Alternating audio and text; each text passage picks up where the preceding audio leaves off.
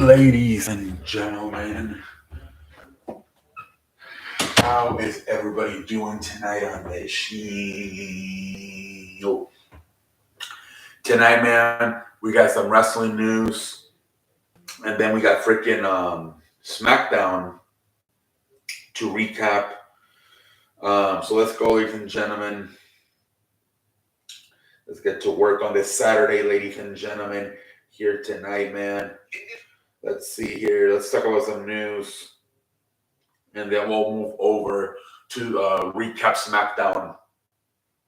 So basically, the thing that's coming out is that Vince, a lot of buyers, a lot of companies are scared to buy WWE because of Vince McMahon not wanting to leave once the company's bought out. Now, I know for right now, he only owns 39% of the company, but he has 81% of the power. So I don't know if that would change if it gets sold or not. But right now, as board of director, he does have 81% of the power, make the final decision on stuff. So I wonder if that cannot change, or at least he doesn't agree to change. I can see why that could scare all these companies from running by the company. As of right now, I mean, he's been back for a month now as chairman of the board again, and he hasn't really done anything to interfere too much with the company. At least not like on the creative side, on the wrestling side, right?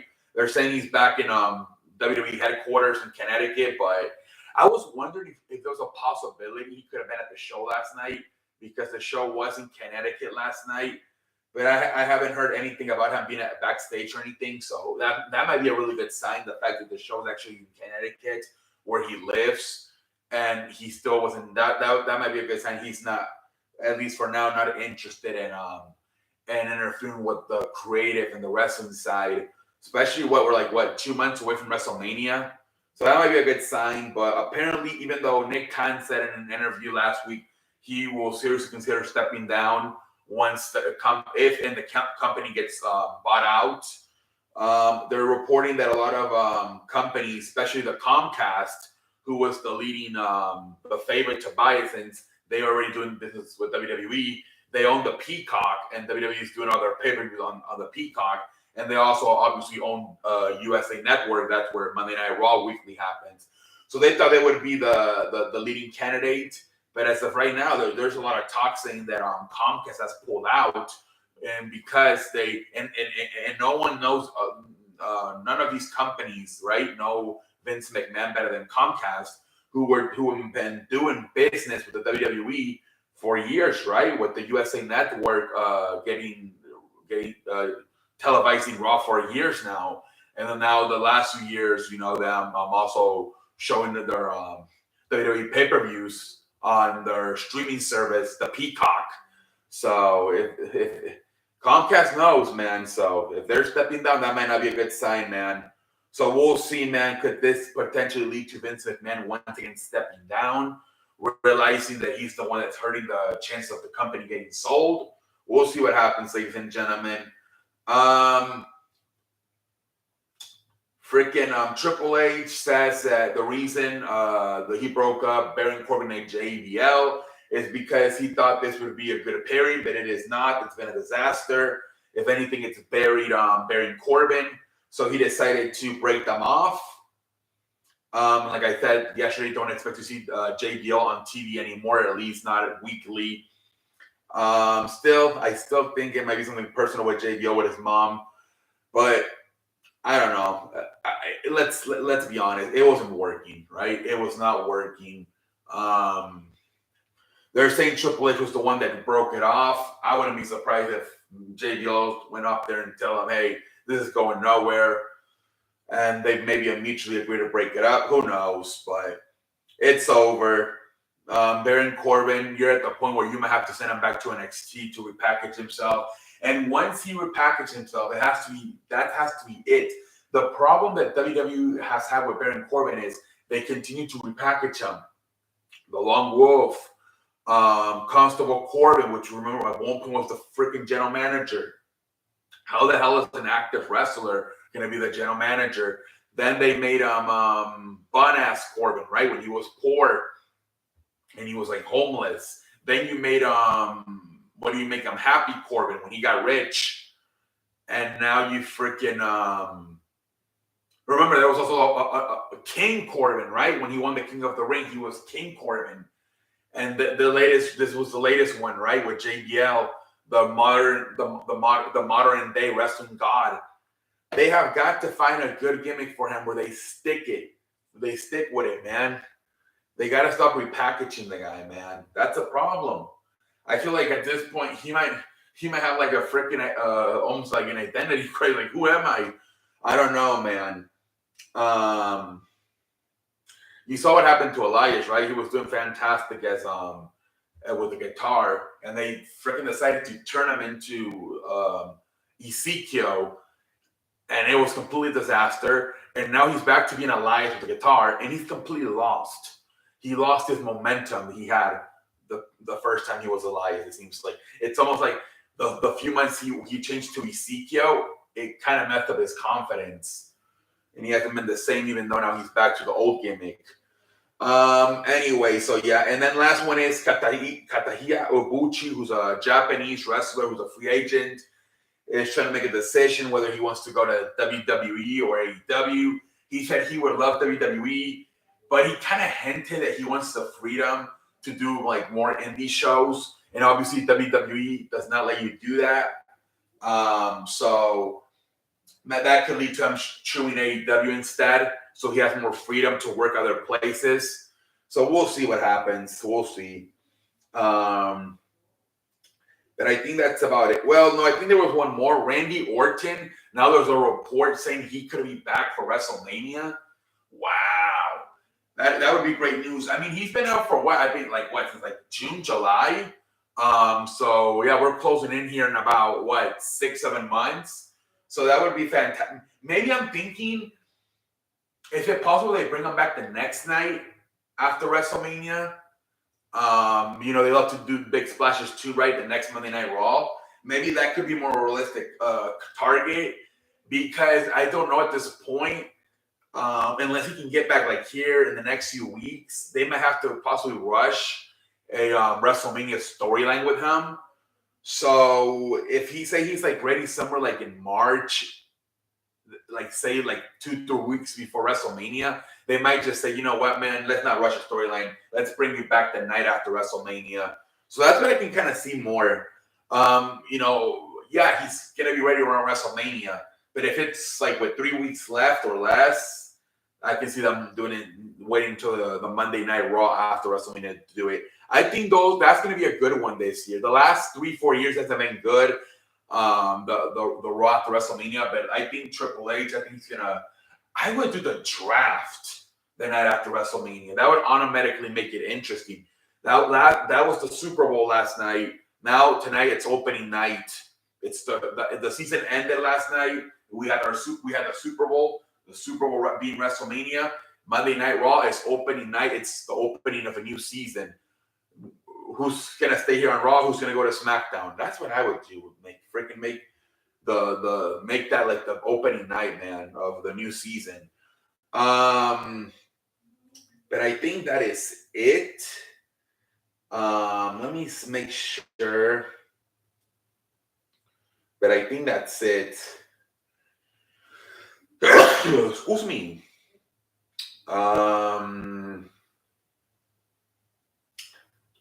I think that is it. Yeah.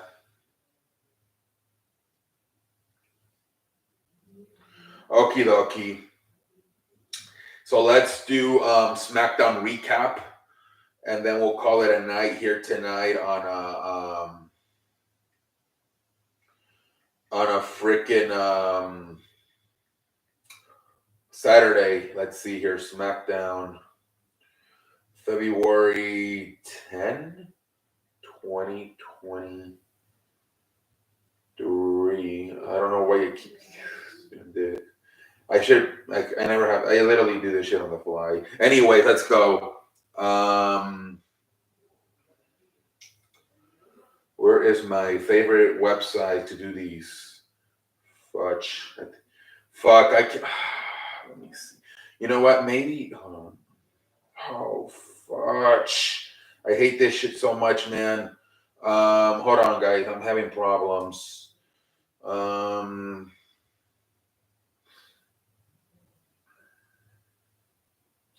Damn, I can't find my freaking favorite website to do these. I hate when they don't have it because these other websites are kind of.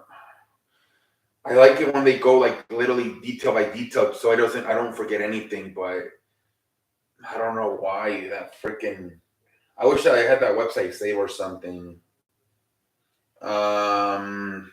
Okay, I'm just gonna have to go with a different website because the one that I usually do it on is not showing it right now.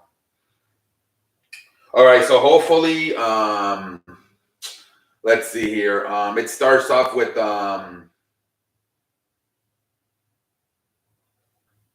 see, this is not in order at all.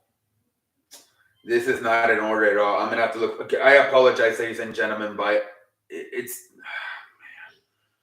I'm gonna attack the first one and hopefully it's good. Let's see here.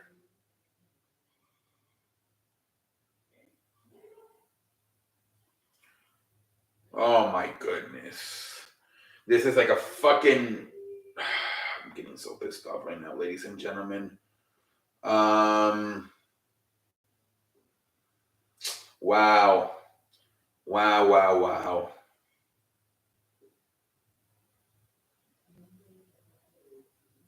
I'm getting very frustrated with this, but anyways, I'm trying to look for a good one. I apologize.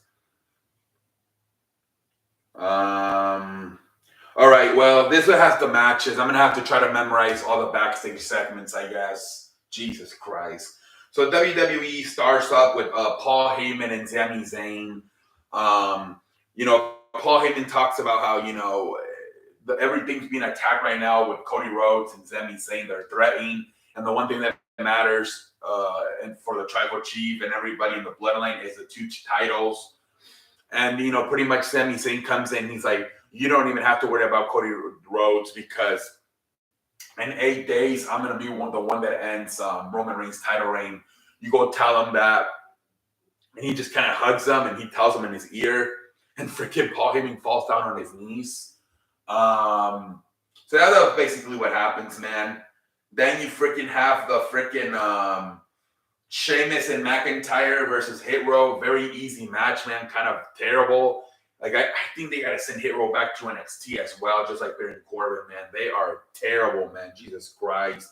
You have Jimmy Uso spending most of the first hour of the show trying to call his brother Jay to see if he's gonna show up for the tag team match. He wouldn't answer the phone. You freaking have him. You at one point, Paul Heyman is like, nobody's here tonight, man. You're on your own. Roman's not here. Solo's not here. Apparently, Jay's not here. And then he freaking tells, hey, maybe you can be my tag team partner, Paul Heyman. That would have been so funny, honestly. I would have liked to see that. And then we have the next match, which they're not even showing it on here. Lacey Evans versus some local jobber. Another squash match. Lacey Evans wins. Whatever. This is so. Wow. I can't with these articles, ladies and gentlemen. It's just so bad right now. I want to do a better review for you guys, but this shit is terrible.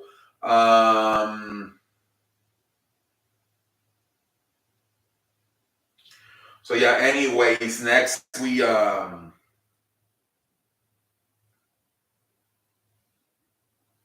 see there was a freaking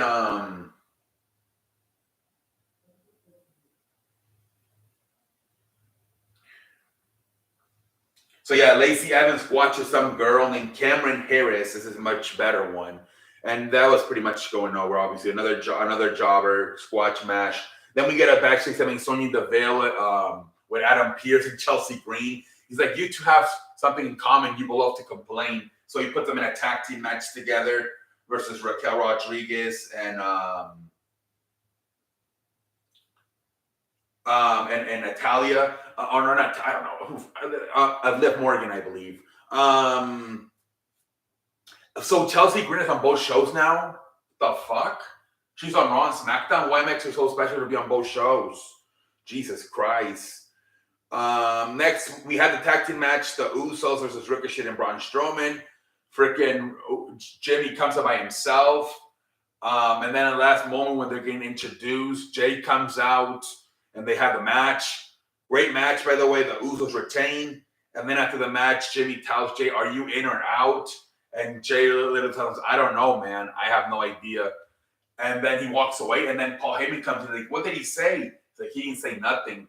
So Jimmy doesn't tell Paul that Jay said he doesn't know if he's in or out. So he lied to him. And then later on in the night, Jay and Sami Zayn have an interaction where freaking Sami Zayn says, "I acknowledge you, Jey Uso." And he tells him, "Get out there before it's too late, because next week at Chamber, I'm ending this. And once the title reign is over, the bloodline's going to the shithole. Get out of there before the ship sinks." So my guess is they're going to make a thing like Jay's going to sign with Sami, but at the end, he's going to turn his back on him and help Roman Reigns win the match and cost Sami the title shots. That's going to plant the seeds for the Usos versus Kevin Owens and Sami Zayn at WrestleMania for the tag team titles. That's where I think they're going with this. Let's see. Then we have freaking Natalia does a segment saying she's back. She's pissed off because she missed a lot of months and weeks because Shayna Baszler needed her in the face and broke her nose. And she calls Shayna Baszler the Ronda Rousey wannabe. And then Shayna Baszler comes out. It leads to, she's like, "I'm a wannabe. I was here in WWE before Ronda Rousey. Why would I want to be a wannabe if I was here before her?" And then Ronda Rousey comes out, and you think there's going to be a confrontation, damn it, between Ronda Rousey and Shayna Baszler, but no. Instead, they just beat up Natalia, and then freaking somebody else comes out. I think it's Shotzi. She gets beat up too. I think they're gonna go, like I said, they're probably gonna win the tag team titles at WrestleMania. They're gonna beat Damage Control, and that's what it's gonna do for Ronda Rousey right now. Hey, at least they're not gonna have her be the women's tag team, women's world champion. She's just gonna be the women's tag team champion. But anyways, I think that's where they're going with this. LA Knight is a backstage segment. They asked him about his match with Bray Wyatt at a Royal Rumble. I don't want to talk about it. I don't know if that storyline is continuing or not. No Bray Wyatt, no Roman Reigns tonight on this show. It was all the Usos, Paul Heyman, and Sami Zayn. This man, SmackDown, Jesus Christ. Sometimes it's just. Then we get freaking. We get the tag team match: Sonya Deville and Chelsea Green versus Raquel Rodriguez and Liv Morgan. The whole match, Chelsea Green and Sonya Deville can't get along. At one point, Sonya Deville accidentally hits Chelsea Green. And at another point, Chelsea Green accidentally hits Sonya Deville. And obviously, Raquel Rodriguez and Liv Morgan win. It was a shit show. And then we freaking get we get the main event. Karrion Kross, Madcap Moss, Rey Mysterio, Santos Escobar. And out of all the people, you would think the one that was going to win the least ends up winning Madcap Moss. What the hell? So now we got Madcap Moss versus Gunther for the Intercontinental Championship. I don't understand that booking right there. Same thing as Dynamite. This should not have been. It was a good match, but especially if you're going to have Madcap Moss win, this should not have been the main event. The main event should have probably been the tag team match with the Usos and Gunther and Strowman, even though, and the whole night, the anticipation of is Jay going to show up? And maybe you continue to show segments backstage of Paul Heyman and Jimmy trying to contact Jey Uso, and then you have that be the main event. If anything, maybe you have him show up in the middle of the match to save Jimmy instead of in the start. Because, man, this Fatal 4-Way match, Mid-Card City, especially with Madcap Moss winning, did not do it for me, man. Same thing as Dynamite. They should have done something else for the main event instead of this shit. And that's about it, ladies. The final segment, it's freaking Paul Heyman going up to Jimmy and telling him, I received a call from Roman Reigns. Next week, he doesn't want you to show up to SmackDown. He's like, he wants you guys to get a TV perspective because sometimes you miss some stuff when we're here in the arena. So he says he wants them to stay home next week and watch it from TV. My guess is he and Sol Sikoa are going to beat the shit out of Sami Zayn, and they're afraid that Jimmy and Jay, especially Jay, is going to try to interfere. Something like that's probably going to go down next week. We'll see if Jimmy and Jay obey Roman Reigns' orders and stay home next week. We'll see. So I guess we're advertising Roman Reigns for SmackDown next week, hopefully. I can't believe they didn't have neither Roman Reigns or freaking Bray Wyatt on this fucking show. Like, what the hell, man? Jesus Christ. And then Madcap Moss wins the main event. Holy cow. Dude, this show, I mean, there were some good matches, right? The tag team match with the Usos and Ricochet and Braun Strowman was good. The main event, the Fatal 4-Way match, it was good. Like, the winner's just like, what the hell? But there was also some squash matches, like freaking Lacey Evans squashing that jobber, freaking McIntyre and Sheamus watching Hit Row. It wasn't that bad of a watch, I guess, but I mean, just freaking Bloodline carrying this shit left and right, man. It's the Bloodline. Nothing else needs to matter. That's how the way SmackDown goes. It's going to be interesting to see in the draft, if there's even a draft, right? Because there's rumors they might not even do one. This show, man, is very top-heavy with Roman Reigns and Bray Wyatt. But outside of that, there's nothing, man. I don't know. You have two, like, supposedly stars in the women's division. And Charlotte and Ronda, I don't think people care about them that much, especially Ronda. But hey, as long as they keep having 2.3 million viewers or whatever it is, they're not gonna change it. But the fact that they did a show where they didn't have neither Roman or Bray on it, damn, Jesus Christ, man. But anyways, until next time, I'm like, but good stories, good job by the Usos and Sami and Paul Heyman. They did a good job. Still, a lot of good segments with the Bloodline. Anyways, until next time, I'm like a light.